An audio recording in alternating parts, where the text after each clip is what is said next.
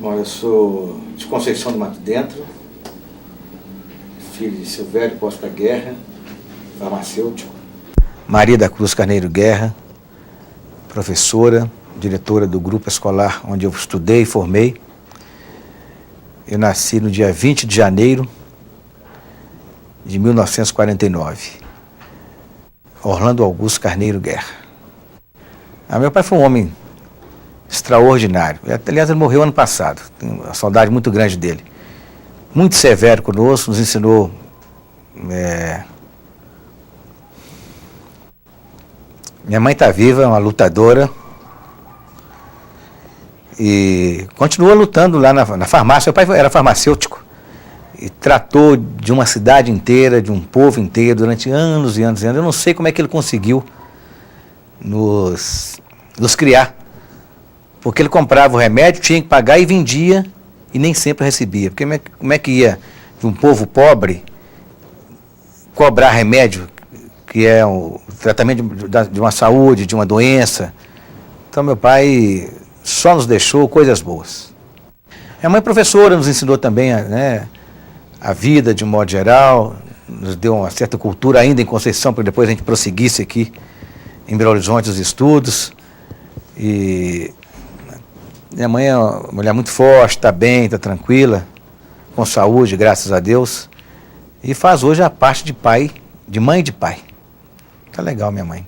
Minha infância foi ótima, não posso reclamar de nada. Sempre tive tudo, meu pai era pobre, mas sempre nos deu tudo que a gente queria. Estudo, boa alimentação, tinha muitos amigos, sempre joguei bola, sempre participei de tudo. Lá na minha terra, na área social, na área cultural, na área esportiva. E foi lá que eu comecei a dar os meus primeiros passos para hoje me tornar jornalista, né? Eu sempre gostei, sempre sonhei em ser jornalista, em ser radialista, sempre sonhei em ser músico, né? Então, desde menino, desde criança, né, eu fui preparando aos poucos. Eu tinha uma visão de que no futuro tudo que aconteceu e acontece comigo hoje ia acontecer. Desde menino eu pensava e sonhava com essa coisa de ser músico, ser radialista, de ser jornalista, de fazer coisa para o povo. Eu gosto de agradar o povo. Lá em Conceição, eu era aluno médio, não era muito estudioso, mas também não era de perder média, não. Até porque minha mãe era muito exigente, meu pai também, me cobravam demais. Não era um grande aluno, mas não era aluno médio, mas também não era de perder nota, essas coisas não. A matéria que eu mais gostava era português, né? Porque minha mãe era professora, tudo isso tem uma certa influência. E para a carreira que eu previa para mim, que eu sonhava, eu tinha que ser bom em português. Então sempre sonhei, sempre fui bom, melhor dizendo, em português. A matéria que eu mais gostava era português. Ainda, eu leio muito. Leio livros demais, 4 jornais por dia, revistas. Leio muito. Bom, o motivo principal é para continuar os estudos, porque lá em Conceição só tinha até o 2º grau, na época chamava o ginásio, né? E aí você vinha para cá fazer admissão, existia esse curso para você fazer vestibular, e então você tinha que vir para Belo Horizonte. Eu tinha meus avós aqui, vim morar aqui e tal, mas um outro motivo também que me fez vir era a música, porque lá não tinha campo para trabalhar, e eu sonhava em ser músico profissional, sonhava em tocar, em ser um artista, essas coisas. Então, para que isso acontecesse, eu tinha que vir para Belo Horizonte. Então, esse também foi um motivo forte para a minha vida. Mas o principal, inegavelmente, era para continuar os estudos que os pais da gente não abriam mão. Você tinha que ser formado em alguma coisa, né? Meu pai sonhava, acredito eu, que eu fosse médico, minha mãe talvez também isso e tal. Eu escolhi o jornalismo. E eles agradaram muito, mas foi uma escolha pessoal, realmente. Eu sempre fui muito atirado, eu já vinha muito aqui. Desde menino eu vinha muito a Belo Horizonte, porque meus avós moravam aqui, minha mãe vinha a cada 2 meses, então, mesmo quando criança, eu já ia sozinho à cidade, passeava, então me adaptei muito rapidamente. Como eu sou também de fazer amizade com muita facilidade, então cheguei logo, já tinha meus amigos, colegas de colégio, e de trabalho, de música. Depois eu fui bancário, logo 2, 3 anos depois eu servi exército, foi uma coisa muito importante na minha vida. Servi o glorioso Exército Brasileiro, no 12RI, 12º Regimento de Infantaria. Fui um bom soldado, diga-se de passagem. Depois eu fui trabalhar em banco, trabalhei no Banco Nacional, Banco Comércio e Indústria, e aí a amizade foi crescendo. Então eu sempre dei muito bem aqui, adoro, amo Belo Horizonte. Primeiro foi a música. Eu comecei a trabalhar em rádio por causa da música, porque aquele negócio de gostar muito da música e tal, eu gostava de música e de futebol. Era uma das coisas que eu não abria a mão na minha vida. Aí eu fiz parte de uma banda, na década de 70, no princípio de 70, chamada Os Turbulentos, que tinha o Ziza, que toca até hoje, nós vamos até fazer um show juntos daqui uns dias, depois eu falo disso. O Flávio Venturini era o tecladista, eu toquei 8 anos com o Flávio Venturini.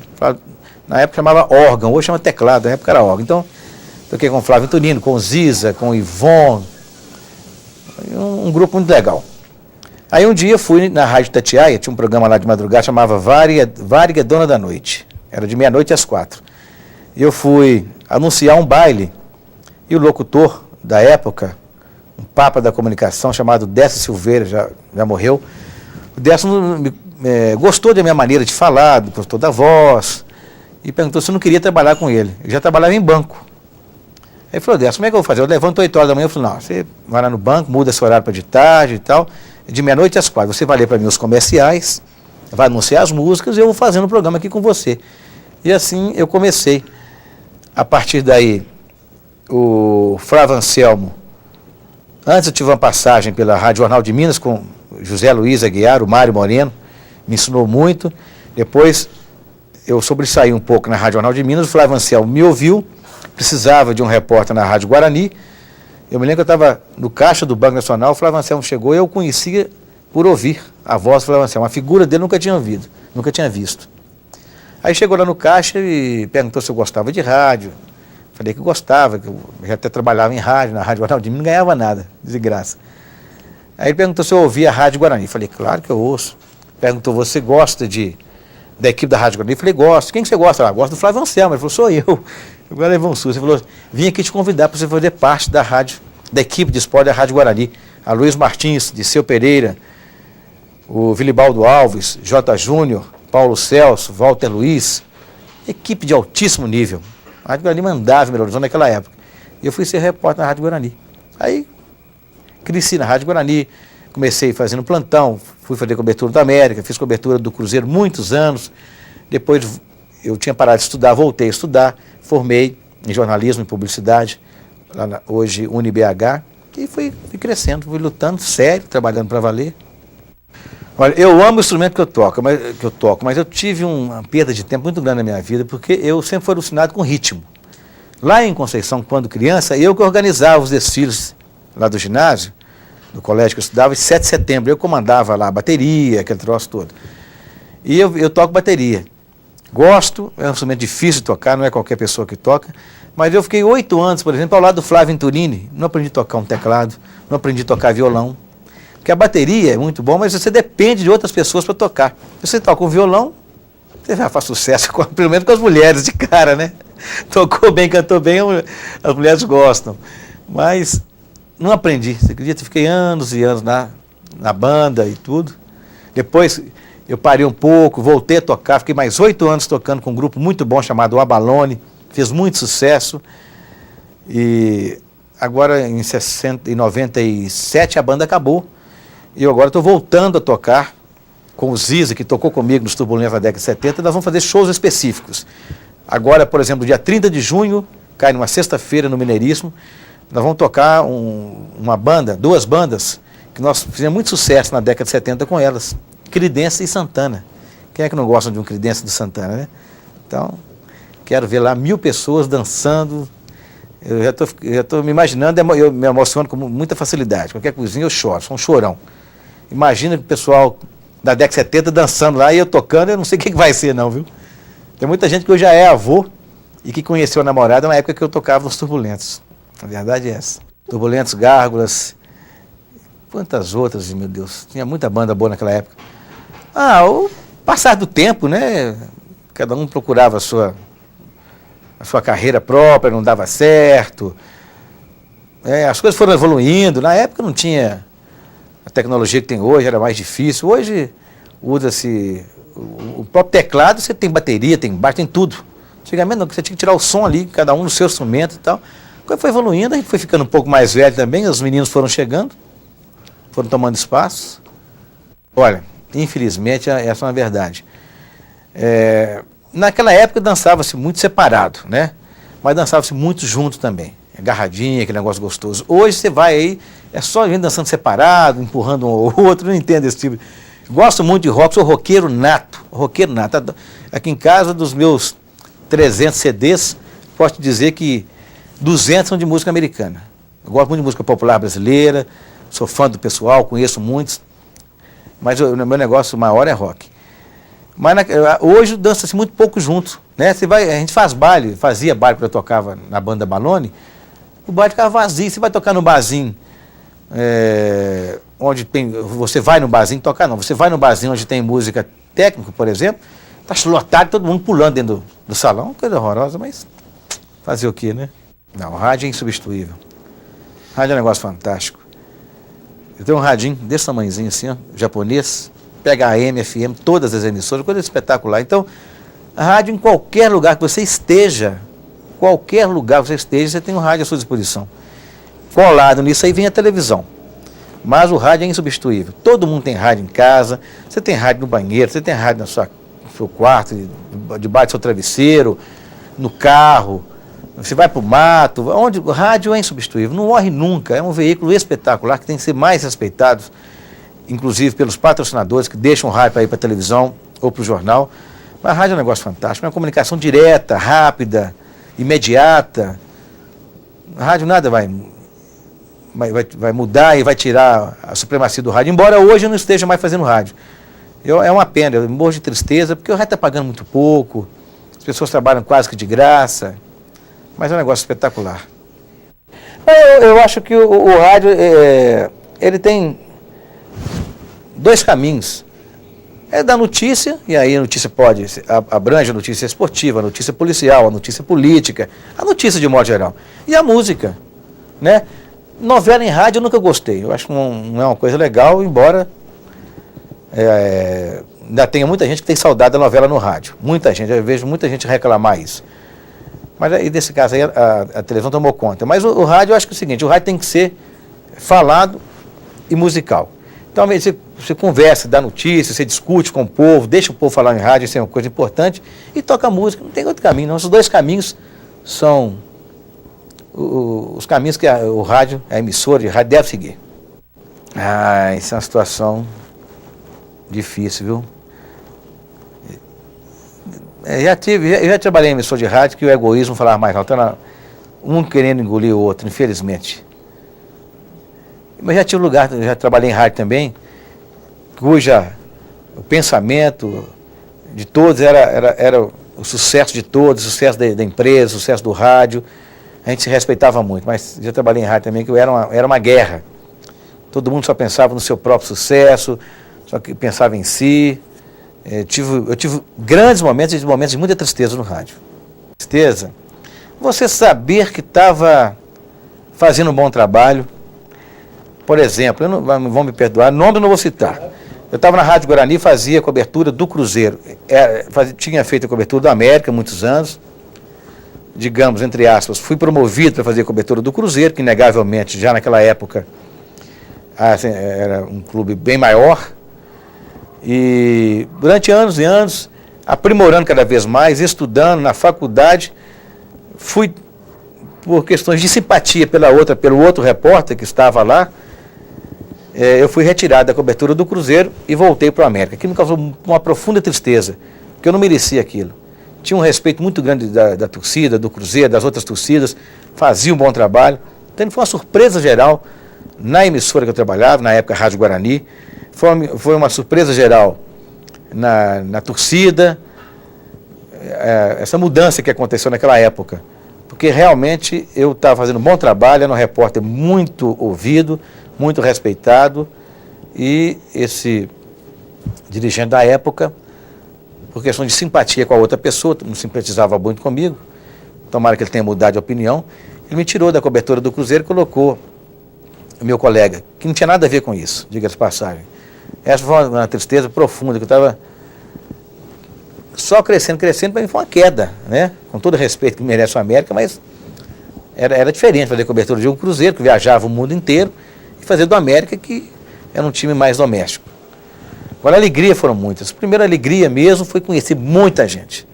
O rádio me deu essa oportunidade de conhecer muita gente mesmo, de fazer grandes amizades. Outra alegria é de viajar. Já viajei muitos países, cobrindo Atlético, cobrindo Cruzeiro principalmente, cobrindo a América, cobrindo Seleção Brasileira. Já fiz algumas Copas do Mundo. Então o rádio me deu essa alegria. Primeiro da amizade que eu fiz. E depois de rodar um pouco o mundo e aprender muito. Tinha um programa lá na TV, eu trabalhei na TV Alterosa, né? Pegando um pouquinho o final da TV Itacolomi. Então eu era da equipe de esporte da Rádio Guarani, ainda garoto, começando, e tinha um programa de esporte lá, o Linha contra a Defesa, que era Luiz Carlos Alves, Erasmo Ângelo, o Roberto Drummond, o Hélio, está me faltando o sobrenome dele, gente, então, meu amigo, jornalista do mais alto gabarito, Hélio Fraga, entre outros, e eu ficava por ali, olhando, aprendendo, até que um dia surgiu a oportunidade de eu participar de um programa, e participei de um, participei de outros, e a coisa foi crescendo. Depois teve o Povo na TV, teve o Linha contra a Defesa, que foi o programa que fez sucesso no Belo Horizonte, criado e comandado pelo Luiz Carlos Alves. Esse eu fiz parte da bancada, era repórter, fiz grandes matérias que foram um marco do Brasil inteiro. Por exemplo, a despedida do Felício Brandi, que até hoje ele vê essa matéria, ele chora de emoção. Felício Brandi, quando estava despedindo do Cruzeiro, no último ano, nos últimos dias que ele foi presidente do clube.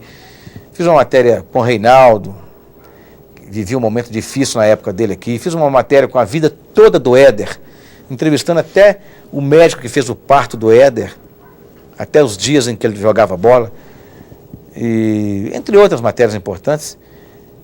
Eu sempre procurei aprimorar, sabe? Tudo que eu faço eu procuro ser o melhor possível, Sempre procurei trabalhar com seriedade, com afinco, com lealdade com os companheiros. Olha, pela primeira vez eu estou comandando, né? Eu sou coordenador de esporte da Rede Minas Televisão, um cargo que me foi dado, e que eu até fui pego de surpresa, mas deu certo. E como eu já tive experiência de ser mandado, de ser comandado, eu estou procurando lá na Rede Minas fazer uma coisa diferente do que aconteceu comigo, enquanto subordinado. Lá eu não mando, lá manda toda a equipe. Eu distribuo funções, tudo que eu faço é nosso, o sucesso é nosso, a derrota é nossa. Então isso realmente está dando certo, porque o pessoal gosta muito de mim, como eu gosto de todo o pessoal que trabalha na Rede Minas, principalmente os da equipe de esporte, e eles têm sido muito legais.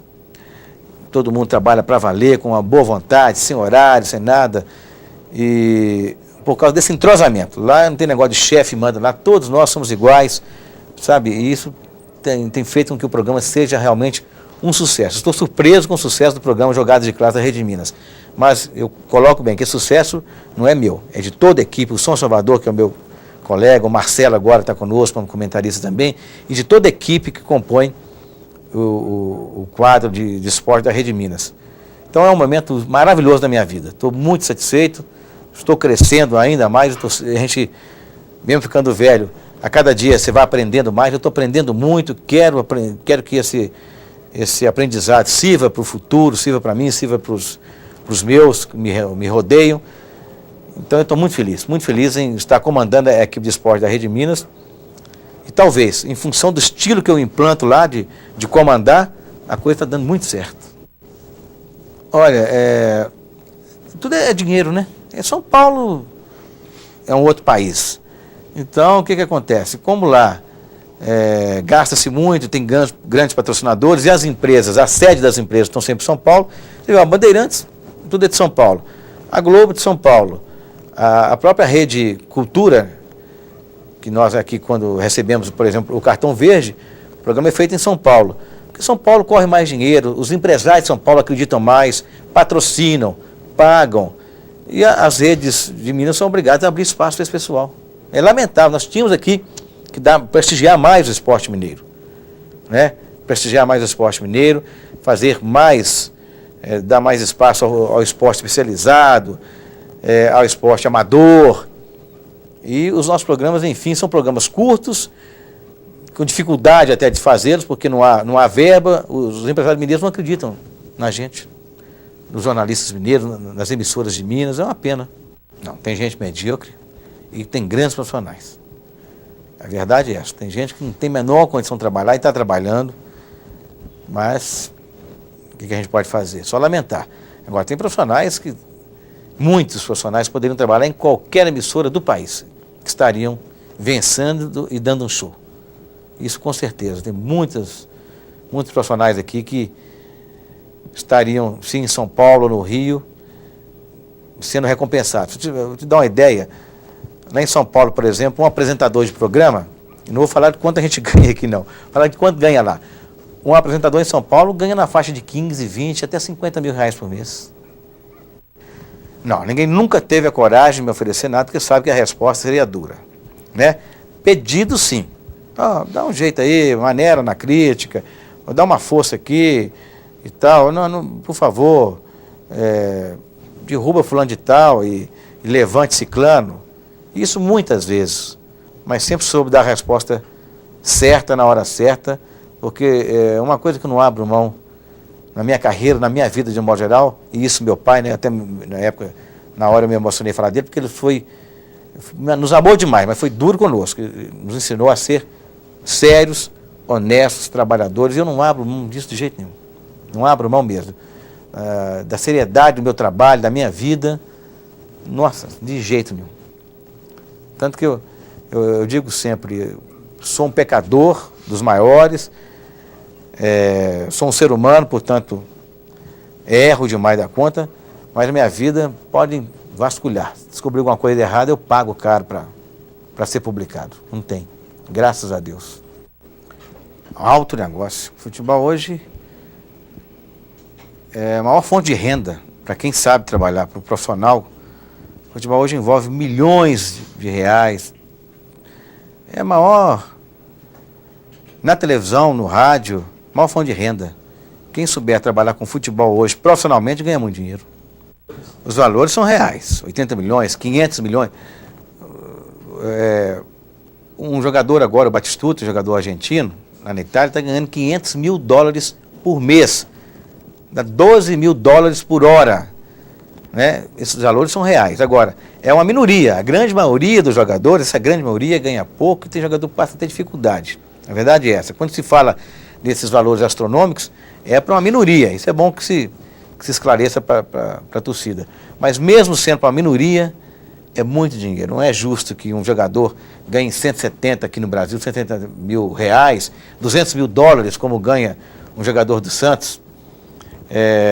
Aqui no Cruzeiro, no próprio Atlético, eu acho que tem um patamar. Né? O jogador de futebol tem a carreira curta? Tem.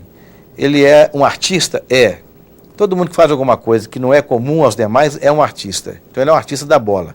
E o artista tem que ganhar mais. Por que tem que ganhar mais? Porque ele faz coisas que atraem público, que o público paga, então há renda, ele tem direito de participar. Mas, do meu ponto de vista, tem que ter um teto. 50 mil reais, sei lá, um pouco mais talvez, mas o jogador ganhando 190 mil reais, 200 mil dólares, 80 mil, enfim, eu acho que isso não é justo. Enquanto o salário mínimo está 151 reais, o que se faz com o salário mínimo, meu Deus? Nada. Não dá para nada. Eu acho um absurdo isso. Sabe, se eu pudesse consertar nesse aspecto aí, eu consertaria. Faria alguma coisa. Não, prejudique muito. É campeonato que não acaba mais. É desumano com o atleta profissional, com o jogador. É desumano com o torcedor, que é apaixonado pela sua equipe, que tem que gastar. Ele ganha 151 reais. Ele gasta 50 com futebol por mês. É jogo todo dia, jogo quarta, é jogo sábado, é campeonato Copa do Brasil, campeonato brasileiro, Libertadores de América, Mercosul. Quer dizer, tinha que ter 2, 3 campeonatos no máximo, que os jogos fossem só aos domingos, né? Não, é jogo quarta, é jogo terça, é jogo quinta, é jogo sábado, é jogo domingo, e não se gasta menos de 20 reais, 15 reais por jogo. Para quem ganha salário mínimo, como é que faz? E é o divertimento do pobre, é o futebol, ele não tem onde ir, não, tem que ir no futebol. É por isso que, se Deus quiser, eu vou trabalhar muito para abrir, nessa Belo Horizonte, querida, na periferia, para abrir espaço para outros esportes mais baratos, como, por exemplo, nós não temos ciclovia em Belo Horizonte. Bicicleta é um negócio barato, é um esporte espetacular. Faz ciclovia para o povo andar de bicicleta, o pai, né, o marido, a esposa e os filhos. É um esporte espetacular. Nós não temos isso aqui em Belo Horizonte. É um sonho meu que haja muita ciclovia em Belo Horizonte.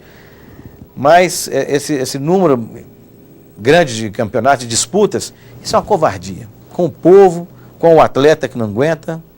A violência para mim, ela vem exatamente da falta de dinheiro.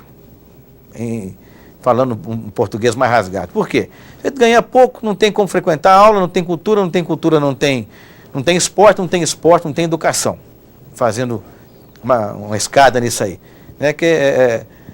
Aí é o seguinte, se você não tem tempo o tempo que se tem, o dinheiro que sobra, a pessoa vai beber para esquecer as dificuldades. Então, a violência no futebol é essa, a violência da torcida é por esse motivo. A torcida vem por quê? A gente bebe para esquecer as tristezas que tem em casa, as brigas com a mulher porque não tem comida, os filhos não têm escola, etc. e tal. Então, a violência advém disso aí. Se nós tivermos um salário justo para os trabalhadores, para que ele possa pagar a escola do filho, possa comprar alimento do filho, com certeza a violência, de um modo geral, não só a violência do futebol, mas de um modo geral, essa violência cairia muito. Então a violência, a tendência dela, do meu ponto de vista, infelizmente, é crescer cada vez mais. Por quê? Pela falta da comida em casa, pela falta da educação, que infelizmente a gente não consegue dar isso para os nossos semelhantes aqui no Brasil. É difícil falar. Ronaldinho é difícil falar. Eu acho que o mesmo Ronaldinho não vai ser mais não, nunca mais.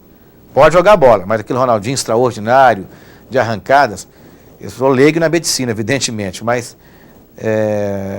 o próprio medo da pessoa, não acredito que ele volte a ser o mesmo jogador, não. É curioso o que você falou, nunca tinha pensado nisso. Porque não se deram bem em termos, né? Porque o Zico está milionário e tal, mas sempre tiveram problemas, né? Físicos, pessoais, financeiros. É verdade. Não sei, é difícil responder essa pergunta sua. Muito interessante o que você perguntou. Difícil. Bom, no caso do Reinaldo, eu poderia dizer que muita violência, né? Era um craque. Para mim, depois do Pelé, foi Reinaldo. Não tem Zico, nem o próprio Tostão, que é um cracaço de bola, mas depois do Pelé, para mim, o melhor jogador foi o Reinaldo. O Tostão, nós esquecemos de colocar, também teve problema na vista, né? É verdade, é um negócio meio interessante isso aí, não sei como te colocar essa situação. Mas todos eles tiveram problemas. Uns por violência, outros por azar, outros por forçarem muito. É aquele negócio do dinheiro, né? Todo mundo querendo ganhar dinheiro demais em cima do Ronaldinho, o próprio Ronaldinho querendo ficar cada vez mais milionário, força uma volta antes da hora e acontece o que aconteceu. É dinheiro, tudo infelizmente está em volta do dinheiro. Com certeza. O caso mais vivo é do Ronaldinho, né? Mas nós temos outros que talvez não foram contados ainda. Mas isso aí é absolutamente certo. A medicina, ela quer fabricar, né, os aparelhos modernos, as operações modernas demais, tudo mais. Isso apressa a volta do jogador, prepara o jogador mais rapidamente, mas em compensação também a queda mais rápida. Isso com certeza absoluta. Antigamente, fazia uma operação, ficava a marca no joelho, a recuperação era muito demorada, mas o jogador voltava a jogar. Hoje, operação rapidinho, não tem marca no joelho, não tem nada, até a pouco o cara está parando, porque não aguenta. Estoura tudo de novo. Essa é a verdade. Não sei. Porque nos últimos tempos estava se fazendo um trabalho de conscientização de que ele não foi culpado por aquele gol, né? Quer dizer, a gente sempre procura um culpado pelas coisas. Não é da minha época, mas eu vi filmes a respeito da seleção de 50, daquele campeonato mundial, vi muitas vezes o gol que o Barbosa levou, ouvi o Barbosa muitas vezes, ele estava sendo muito entrevistado ultimamente, para ver, tentar você tirar, nos últimos tempos, aquela culpa que foi colocada nele. Eu não sei se eles vão procurar um outro Cristo para aquela situação, não. Acho que não. Nem para o Barbosa aquilo foi justo. Ele não foi o único culpado daquilo, não. Aquilo foi um caso que aconteceu, uma bola bem chutada, a defesa falhou, a bola entrou, fazer o quê? O que eu acho que aconteceu é o seguinte: o Ronaldinho realmente adoeceu, ou por nervosismo, por preocupação, ou ele já tinha alguma alguma doença antes, e isso nunca foi antes explorado, né? Ele adoeceu e aquilo mexeu com o time todo. Ele entrou na sua pior condição, naquele momento, naquele jogo. Ele estava vindo de um hospital para entrar num jogo tão importante, o mundo inteiro vendo, o Brasil necessitando da vitória. Então, o Ronaldinho não foi. O Ronaldinho já não estava sendo muito na Copa da França, não era aquele Ronaldinho, estava sentindo um pouco a responsabilidade. Em função do que aconteceu com ele lá no hotel, dele ter ido para o hospital, aquele movimento todo, os jogadores que acreditavam muito nele, era uma grande esperança, era um craque. Ele joga ou não joga, né? Deram a escalação com o Edmundo. Aquela confusão toda mexeu com todo mundo. E mexeria mesmo, isso é normal. Então, para mim, tudo que aconteceu, tudo que foi dito para mim é verdade. Eu acho que o Ronaldinho realmente teve um problema, que pode ser até um problema que ele já tenha naquilo de nascença. E só que esse problema aflorou no dia do jogo contra a França. Ele sentiu mal e em função dele ter sentido mal, aconteceu aquele problema todo. O time todo sentiu, não jogou bem e a derrota foi inevitável. Absolutamente. Nós temos um papel social muito importante. Quem dera que todos os homens públicos tivessem essa responsabilidade, sabe, de passar para as pessoas responsabilidade, honestidade, fé, né? Muita gente está perdendo a fé em Deus, muita gente está deixando as igrejas, sejam elas evangélicas ou católicas. O homem público tem que estar presente ali, porque é inegável que a gente acaba levando alegria para as pessoas que nos veem em casa, que nos veem nos hospitais, que nos veem nos asilos. Tem que frequentar, tem que procurar levar um pouco de alegria, um pouco de solidariedade, né? E passar para o povo de um modo geral, que acredita em você, te vê até como ídolo. E isso está acontecendo agora, com toda a humildade.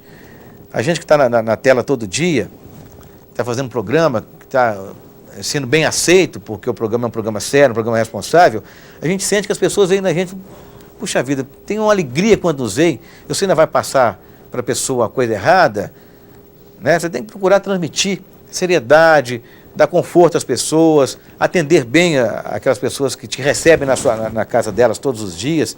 Então eu acho muito importante. Eu procuro fazer isso e gostaria que os companheiros todos que trabalham em televisão, em rádio, em jornal, que viram, de um certo modo, ídolos daqueles que estão em casa, dos telespectadores de um modo geral, que passe para eles alguma coisa de bom. A gente tem condição de fazer isso e devemos fazer. Acho que é uma obrigação nossa. Muito vaidoso, nossa senhora. Gosto de vestir bem, gosto de andar bem penteado, gosto de tratar da barba. Está se vendo, né? Sou muito vaidoso. Muito. Muita importância. Para mim, eu tenho que... tanto que eu recebo muitas, mas muitas participações diárias no nosso programa e faço questão de ler principalmente aquelas que são críticas, para eu aprimorar. Então eu gosto muito desse retorno do público. Ou para dizer que está aceitando, que está indo bem, ou para dizer que está mal, que tem que mudar, onde tem que mudar, e eu procuro aprender, absorver aquilo e melhorar. Para mim, o reconhecimento do público é importantíssimo na minha vida. Que difícil, hein? Eu gostaria de fazer muitos programas que estão aí hoje. Lá na nossa TV Minas tem o programa Brasil das Gerais, da Roberta Zampetti, que eu acho excepcional. Gostaria um dia de fazê-lo, de apresentá-lo. Acho muito bom o Brasil das Gerais. No canal, na TV Horizonte, no canal 22, por exemplo, tem muitos bons programas, eu tenho acompanhado demais da conta. Programas de entrevistas seríssimos, que eu acho muito importante, essa questão de levar cultura para o povo, né? Tem um programa lá que eu gostaria muito de apresentar. Tem um programa que eu acho muito interessante, é uma menina, uma mocinha, eu acho formidável aquela garra dela, aquela vontade, que apresenta um programa infantil. Como é que ela chama? A Rúbia, né? A gente vê uma menina assim que tá assim, ela parece até sem pretensão, ela quer agradar as crianças ali. Eu fico imaginando, né, a diferença dela para a Xuxa, no sentido que a Xuxa tem disponível para trabalhar e o que ela tem, e ela vai, ela fala as crianças cantarem, sorrirem. Eu adoro aquela menina, não a conheço. E veja você, eu assistindo um programa infantil, mas é verdade, eu assisto por causa dela. Eu admiro aquela vontade dela, sabe? A gente sente que ela o mundo dela é aquele ali, ela passa aquilo para as crianças. Eu acho legal aquele programa. Se eu pudesse apresentar um programa para crianças, que é um negócio que eu adoro criança, eu faria. No Canal 22, por exemplo, eu teria esse programa. É um programa que me chama a atenção. Eu acho que essa menina vai longe, viu? Sinceramente. Tem um programa agora lá no Canal 22 também, que eu tenho assistido muito à noite. Papo Jovem. Papo Jovem, está ótimo também. As duas apresentadoras, eu as conheço com a Morena e a Loura. Estão bem entrosadas e elas estão fazendo um belo trabalho com a juventude de Belo Horizonte. De parabéns. Outro programa também que eu gostaria de apresentar. Porque eu gosto de manter contato com as crianças, com o jovem, com o velho. Agora, o programa que eu não gostaria de apresentar é difícil. Tem muitos programas também que eu não gostaria, com certeza, de apresentar, mas dizer aqui, eu não faria isso, eu tenho respeito aos meus colegas. Você tem fé? Muita fé. A fé é demais. Se não fosse a fé, eu não estava onde estou, não. Tenho fé em Deus, que tudo vai dar certo para mim. Nossa, sem Deus, nada. Eu tenho fé na vida, fé nas pessoas, acredito nas pessoas, acredito no ser humano, mas Deus é o maior, é o supremo mesmo. Eu tenho uma única superstição, não passo debaixo de escada de jeito nenhum, fora isso não. Acho tudo legal, eu sou liberal, sou um cara liberal, comigo não tem muita frescura não. Aceito bem as coisas, sabe, eu não gosto de reprimir muitas coisas não. Mas passar debaixo de escada eu não passo não. Não vou ter 50, porque 50 eu já tenho. A vida do jornalista, a média de vida do jornalista é 65 anos, né? Por causa do estresse da gente. Além do mais, hoje, do jeito que a gente está comendo alimento cheio de agrotóxico, mas não sei o quê, essa coisada toda, né? Sussa toda hora, crime demais, assalta toda hora, aí a vida fica mais difícil. Eu acho que se eu chegar aos 65, eu estou agradecendo a Deus, viu? Então eu vejo meus próximos 15 anos servindo o povo, dando alegria a muita gente, com muita seriedade, com muita luta, com muita garra. Eu tenho uma filha, eu quero que ela seja muito feliz, quero fazer que ela me represente bem na sequência da vida, como eu procuro fazer com meu pai, que me ensinou muito, foi um pai maravilhoso, na minha mãe. Então eu vejo assim, lutando muito, trabalhando muito, sem parar. Mas não vejo 50 anos, não. Acho que 15 anos, 20 anos aí, se der. Um sonho é apresentar um programa de grande audiência, como esse que eu estou apresentando agora. Quero melhorar ainda mais, crescer ainda mais. Eu tenho um sonho realmente de ser uma pessoa que seja vista e reconhecida por todos. Eu tenho vários sonhos, esse é um deles, né? O sonho de ser um bom político.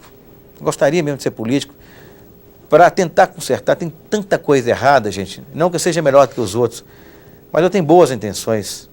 Eu gostaria muito de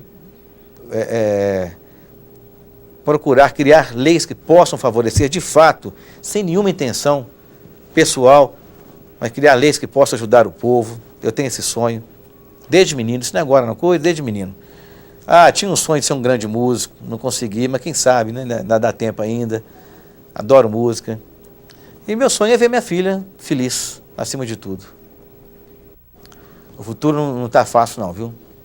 Está muito difícil. Eu estou muito preocupado com o meu futuro, com o futuro da minha filha e com o futuro de todos nós.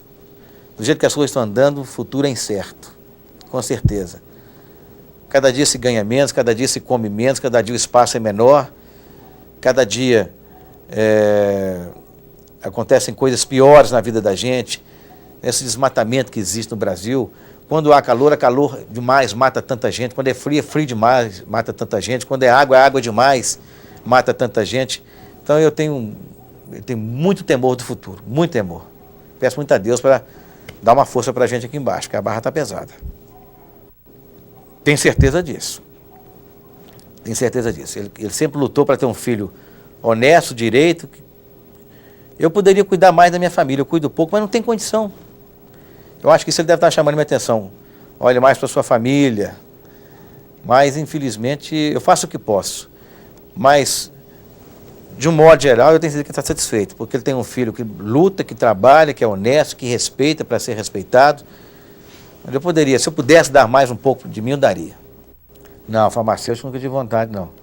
Depois que meu pai morreu, fez um ano agora, infelizmente, depois de quase 100 anos, contando a época do meu avô e depois do meu pai, que seguiu a carreira dele, nós estamos fechando uma farmácia lá em Conceição do Mato Dentro, uma farmácia que fez tudo pela saúde, pelo povo de Conceição do Mato Dentro. Infelizmente está sendo fechada, por vários motivos. Isso é uma tristeza que eu tenho. Eu gostaria que a farmácia, que cuidou de tanta gente, continuasse aberta. Infelizmente não está sendo possível. Então eu não tenho sonho de ser farmacêutico, nunca pensei nisso não. Mas de repente, quem sabe eu me aposentando aqui como jornalista, eu volto para Conceição, né? E vá cuidar da saúde do povo de Conceição. Mas antes eu tenho que cuidar da saúde do povo daqui, das coisas do povo daqui, né? Com certeza, se Deus quiser.